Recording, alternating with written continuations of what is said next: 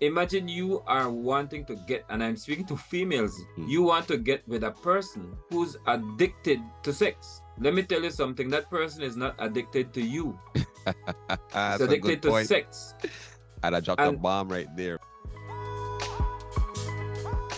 Okay, all right, ladies and gentlemen, thank you for clicking and coming back to Marriage Matters, and we're getting right into our part two of the battle of the body count. So, Mr. Authors, what's a thought that you have when you're thinking about the battle of the body count? I mean, Yeah. what say you? Yeah, when I think about this body count issue, it's interesting that the world that we're living in, this world system, we're currently living in a system that is based on selfishness. And so it's what I can get and how much I can get, the most that I can get for me. And so with this body count thing, I can't help to think that it goes by how I feel. This is humans living by how we feel. What makes me feel good? In life, you find that there are different things that causes problems. For example, drugs. A person getting hooked on drugs become addicted, and that addiction can drive a person so far that they turn against their own family to please and to satisfy themselves.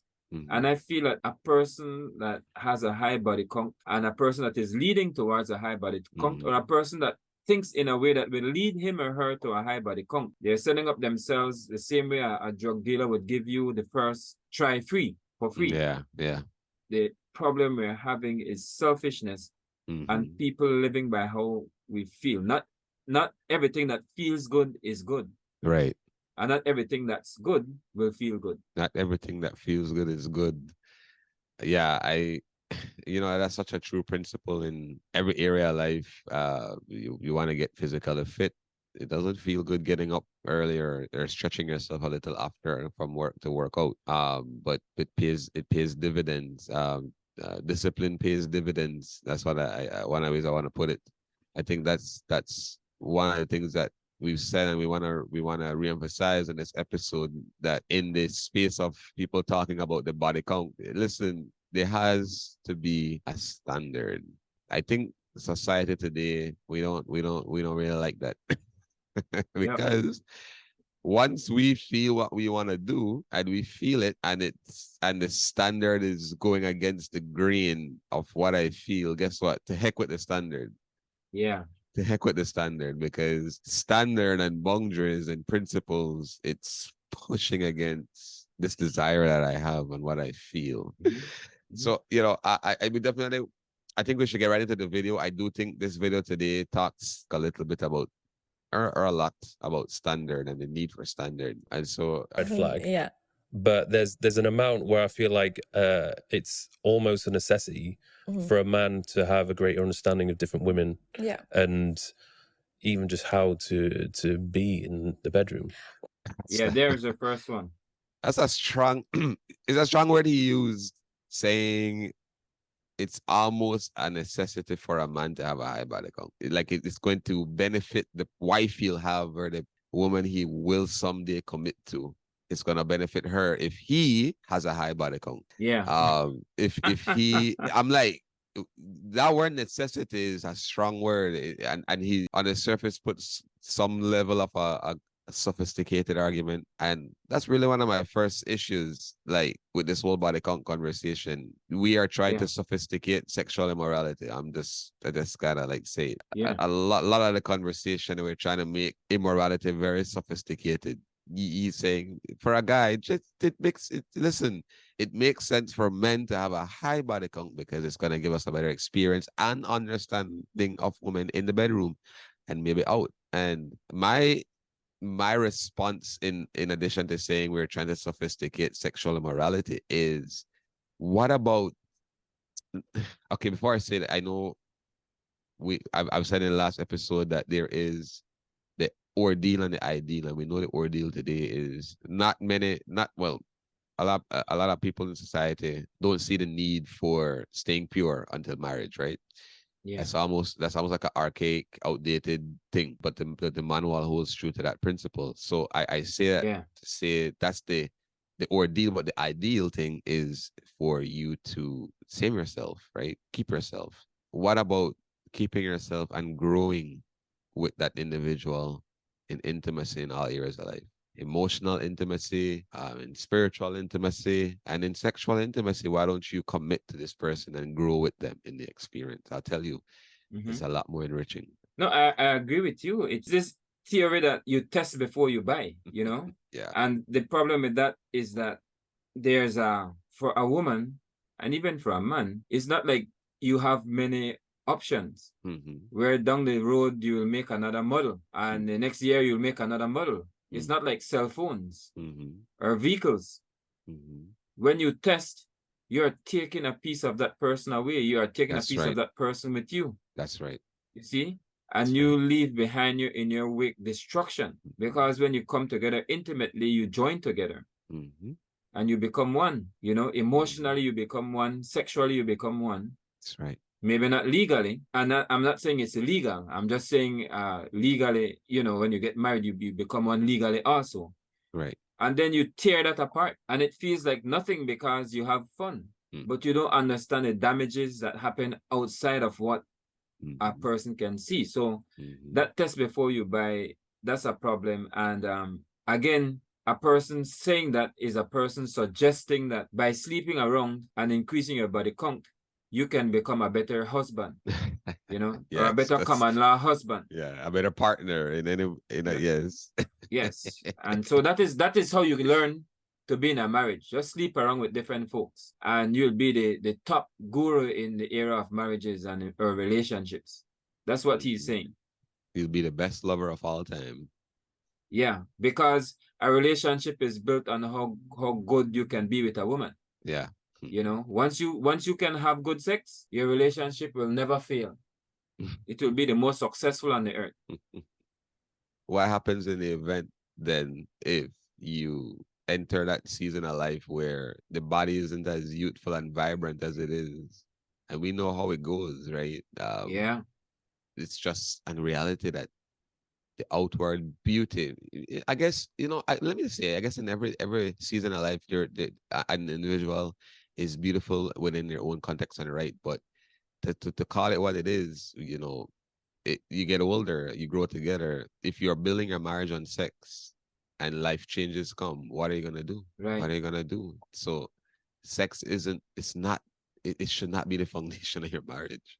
It can't because even animals have sex. That is just a function of the creature. It comes down to shallow love. You know, we walk around with shallow love. My love for you is based on how you look, how you make me feel. While in a relationship, as you mentioned, things change. In fact, accidents can happen. So what happens when, or if, God forbid, that your wife loses a limb or an eye or a breast? What happens if she's so sick that you can't have sex any at all? Because I've seen cases where in a marriage there's been some kind of accident or disease and sex is out the door. What happens now? Because this is where true love would take over and a man would need to sacrifice himself and be with his wife, which does not include sex. Yeah. So in this world where everything is centered around sex, and then that becomes a hard pill to swallow because we're focusing on body count, no? That's the important thing here, body count. Yeah, body count. It's like body count. Body count defines you or is so instrumental and vital in, based on his argument at least. And I think he may be, and then I believe very strongly his thought here is echoed. He's echoing a lot of people's sentiments and thoughts that, yeah, you know, yeah. So I enrich myself for the future relationship by building a high body count. And I want to say something about the songs I hear. They push you to this body count issue. Oh. You don't hear songs speaking about commitment, long suffering, patience, kindness. You're hearing songs that are describing the sexual act. And you don't hear in the songs, I want to marry you, or I want, you know, no. And the media is pushing the narrative that's happening right now that causes high body count. we're living in a high body count world. Yeah, it's a very hypersexual generation. It's so funny because lately we've been talking about how music has changed in the 80s and 90s, maybe even before. Yeah. It's rare when you find a song being explicit about sex, right? There were some, but for the most part, they were a lot more censored. They would use more allegories and metaphors, and if you know, when you get older, like, oh, that's what that song was saying, and that's what that song meant. And even in our culture, we have some of it here, but now, especially with dancehall and those songs, like, it is explicit. It is explicit. I mean, it's raw, it's there, they're not hiding it, it's not censored. So, like, to your point, if that is flowing through the media, it is just tending and feeding this hypersexual generation that is placing so much emphasis. In a sense, this is what I'm seeing as we're talking here. In a sense, there's so much emphasis on sex, but at the same time, there's that high emphasis on sex has caused a great devaluing of sex. Yeah. Right? Yeah. Like sex is just this high drive and emphasis, yet no one sees the value and the worth. And it's being trampled in the pursuit and in the emphasis and in this hypersexuality and hypersexual generation. Sex is being devalued and treated like a doormat. Yeah. And no one is actually seeing the worth and the value and the purpose of sex out other than, hey, let's rock up our body count. I think that it's important to understand that it is not a hit on sex.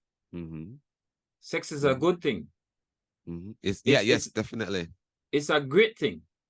Great thing. And we want to have it. And so we're not hitting sex. That's right. But we're looking at the misuse of sex and the damages that it causes. Yes. Because when you're someone that you want a good life, you want a real life, you want a meaningful life with a person, but that person is a person that is used to the abusive type of sex. And I don't mean in terms of violence. I'm talking about high body count. If you are with a person that wants a high body count, you're just a stop on his journey. You know, you're just at mile 1. But he'll move on from you, or she'll move on from you in a heartbeat, because you're just on the journey, you're on the way. So I have a question for you. What comes to your mind when you think of this? Would it be a true statement that a person looks more negatively on a female with high body count? It's seen as a negative thing when females carry a high body count, especially if they have the evidence of that high body count in what we call last week, people referred to as baggage, compared to a male with a high body count, that it is looked on as a macho thing. You're more of a man. Is that a true statement? What do you think hearing something like that? I think so. I really think, this is just my, I guess, opinion and experience, and could definitely have a lot of bias based on culture or whatever, but just me growing up here in our country as a man, it was everywhere, not just in one, it's like everywhere. If you don't have multiple women at a time, you're seen almost as a weak man. Yeah. So, or as a man, if you are 18 years old and you're still a virgin, something is wrong with you, according to society. Yeah. So I say yes, because having a lot of sex as a man is one of the parameters that makes you a man. Wow. That's just what it was. Of course, next to that would be having, if you could have a lot of money and a nice car. Again, speaking from my perspective of the world I grew up in, and so having sex, like, you are actually honored. I'm telling you, where you are honored. Like, that's the guy. You see, he drives by with a girl in the morning, and by the night he has another one, and we all know they're sleeping together. It's like, he is the man, and that's the man you want to be. That's the guy you want to be around. You got to get tips from that guy. He is the man, right? Because he has the car, everything, and he has the girls, and yeah, and so last thing I'll say, just to say that it's a true statement, is that if your father or your big brother or your uncle or somebody older is known for, even our grandfather was known for just a ladies man, right? A womanizer. And you decide you don't want that, you are seeing kind of almost like a weird guy in the family. Yeah, outcast. An outcast, because I don't want that. Or what? Hey, you're 16, 17, 18. How come you're not like X, Y, and Z yet? Come on, you got to live up to the name, you know? Yeah. And so it's a true statement, and it does add pressure on some guys. And now to the other side, when it comes to women, yeah, in our culture, there's a word that we used to use. I haven't heard it for a while, but we used to say sketel. And that's very derogative for a woman, because she's been around. She's known as somebody that maybe even if she doesn't have kids, her track record is that, yeah, you know, she's been around. Yeah. She's become barbershop talk. And that's unfortunate. And she is, man, sadly, it just hasn't been the same in society for guys. Wow. And of course, personal opinion would come into play, where some women are like, no, I've heard about him, I'm staying away. Some women are attracted to that. Some guys are attracted to a girl who has a lot of sex partners in the past, but for the most part, society would have said, for a woman, that's not a good look. So I think I gave a long answer, but if you have anything else to share, I think I want to move right to our next marker if we have time. Because your standards have dropped. And the other thing that I would say is, when you sleep around, there is no way you can sleep around with so many people and not feel some level of shame and guilt, because there's always that girl that you meet, and then in the morning you're like, oh, please go away. There's always that, no matter what. No, when I felt to select this portion of the video, I had a thought, right? And this is the thought that when people are like, you talked about testing before you buy, a lot of times what people don't understand is sex is meant to complete a union. And a lot of people are completing the union without committing to the union. It's a lot of completion without commitment. Because, you know, the word consummate is literally, you look up the meaning of the word consummate, and it is literally telling you that sex is meant to complete a union in holy matrimony between a man and a woman. That's literally what it means. And so you are now, like you used the word a while ago, you're saying it's being abused or misused. That's exactly what we're saying when we say sex is happening outside of marriage or outside of a commitment. It's, you are completing it without the commitment. And that is, you know, she talks about the shame and the guilt that happens the morning after, which is a true thing. You the night before, what was high was just the desire for sex, and that clouded everything, and now you satisfy the desire, and now reality hits that I don't really have feelings for you. I don't really like you. I don't really want a life with you. I have completed with you, but I don't want to commit to you. Yeah. And so you're like, get away from me, like she said there. And what she does great at is exploring the layers of and the consequences of a high body count. Yeah. Because take time and go back to the video when you guys can. It's on YouTube, and you'll see she doesn't just say it's bad for guys. She said it's bad for guys and girls, which I really appreciate. And she unpacks not all, but a lot of good points of the consequences of a high body count. You know, she said your standards you will have to lower your standard if you want to have a high body count. Mr. Arthurs, I don't know if you have any thoughts or anything on this particular.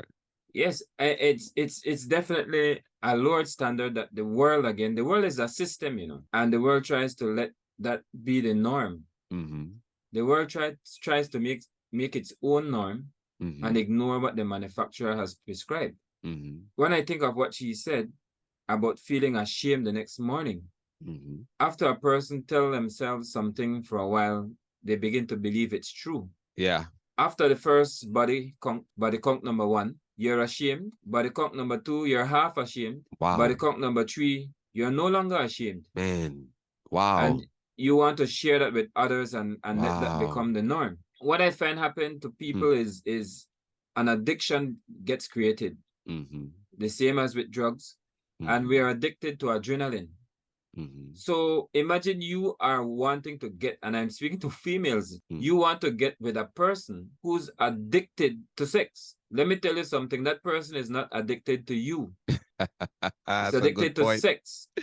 And I dropped a bomb right there, man. Yeah, and there's an adrenaline that comes when it's somebody you don't know, somebody with whom it's the first time. There's an excitement and adrenaline that comes, and people become addicted to that. And that is another thing that causes high body count. So this man will not be satisfied settling with you because after a while, sex with you will be boring, you see? In comparison to that first time adrenaline.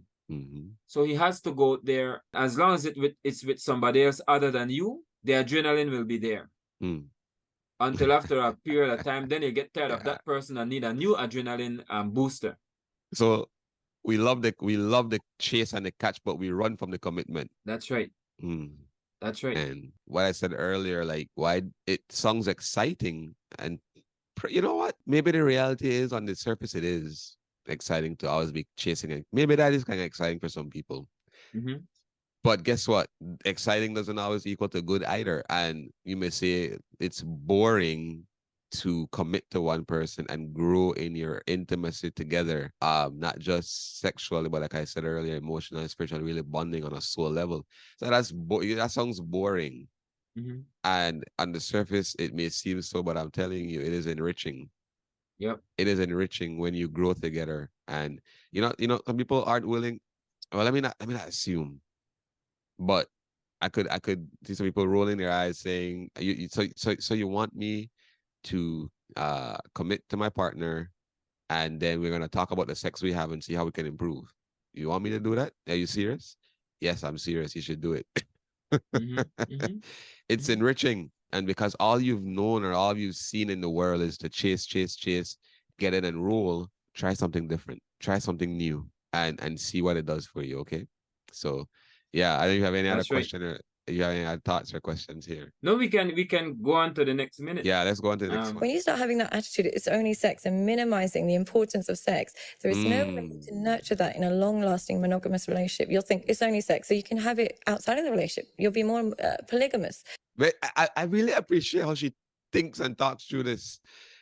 To your point earlier, you said maybe the first time you felt shame, the second time half shame, then there's no shame. What has developed now is a callous conscience and a hard heart, and that's dangerous. And that's what she's saying. You begin to minimize the importance of sex. It just becomes literally like a sport. Yeah. And if sex has become a sport for you, slow down and do some reflection and introspect, because that is not what it meant. And then she talks about nurturing it within a monogamous relationship. And again, I don't know if you've ever heard about the manosphere. There's this whole manosphere thing out today where there's so much guys advocating for polygamy. And I think I said this to you, and maybe we said in the last episode, when you look in the manual, nobody in polygamy, it didn't end well. It never ended well. Yep. I think go ahead. No, go. I just agree with you. I think the argument for polygamy is just another way to band-aid. It's another attempt to band-aid what's really wrong with us as humans. That's what that argument to push polygamy, and you're saying to fix your mad wildfire sexual appetite is to have multiple partners. That's not the answer. Right. How about you try some self-control? How about you try fidelity? How about you try commitment? How about you try loyalty? The problem is not you getting the problem is literally you, and you don't want to hear that. You are the problem. Yep. You're the problem, mister, and say, sir, I don't like what you're saying. That's okay. You can disagree, but consider what I'm saying. All right. Wow. You're trying to quench your wildfire appetite for sex with a justification and an argument for polygamy. That's like saying I just need to have more and more and more money when really you just need to be content. So she really hammers it. She really hits a home run here. by dropping these points. Like, if you keep living like this, lowering your standards, you are minimizing the importance of sex. And you said earlier, and I'm glad you raised it, we are not saying sex is bad or we hate. Nope, it's good. Listen, God made us with an appendage and made you with your sexual organs for a reason. Procreation, yes, but for pleasure. It is there, and it's a pleasurable thing, and it's good to be celebrated and used within the sanctity of marriage and a union. Come on. We have to look at reality, and we have to be real. We are a fallen people. So we are not to the place where we were created to be. Our flesh is on the top. And when I say our flesh, I mean our desires and our wants, our appetites. That's on the top. And that is just a reality. So what are we looking at? Do you want a relationship? You're in a relationship, or you want a relationship? Do you want one that is long-lasting? Right. That has the potential to be long-lasting and loving and satisfying and meaningful and purposeful? Or do you just want a fling? Yeah. Do you just want to sleep around? And if you want to sleep around, then none of this is important to you. So we are speaking to those who see themselves as valuable, especially you're a female and you want a long-lasting relationship with someone, then this will help you to know how to look and who to look for. Right. Because you're swimming upstream in an ocean or a river, I should say a river better, that is rushing in one direction, and you're trying to swim upstream. The majority of persons you will find yourself relating to and meeting will be going in the opposite direction. And so to find others swimming upstream is going to be a hard thing. So everyone just relaxes and flow or go with the flow. Yeah. We're in a fallen world with fallen people. So it comes down to two things. Will you practice self-control? Or will you practice self-chaos? When you meet a person, it will be one of the two. A person that will walk in self-control or walk with chaos. Yeah. If that person is driven by appetites, and that is what drives us to satisfy appetite, that is chaos. Oh, I feel like doing this, I feel like doing that, I want this every day, I want that every day. It doesn't matter, I'm not married to her, I want that one, I want that one, I want that one. That is self-chaos. Yeah. And so we have to just evaluate this person to see whether that person is a person that has self-control or not, because there's only those two. There's no middle. You either have self-control or you don't. And women, if you did not check to see if this person has self-control, you met him at a bar and you end up in a bedroom together, then that's what you want. And, that's what you want. We have good consequences. We have bad consequences. Right. And your decision will determine your consequence.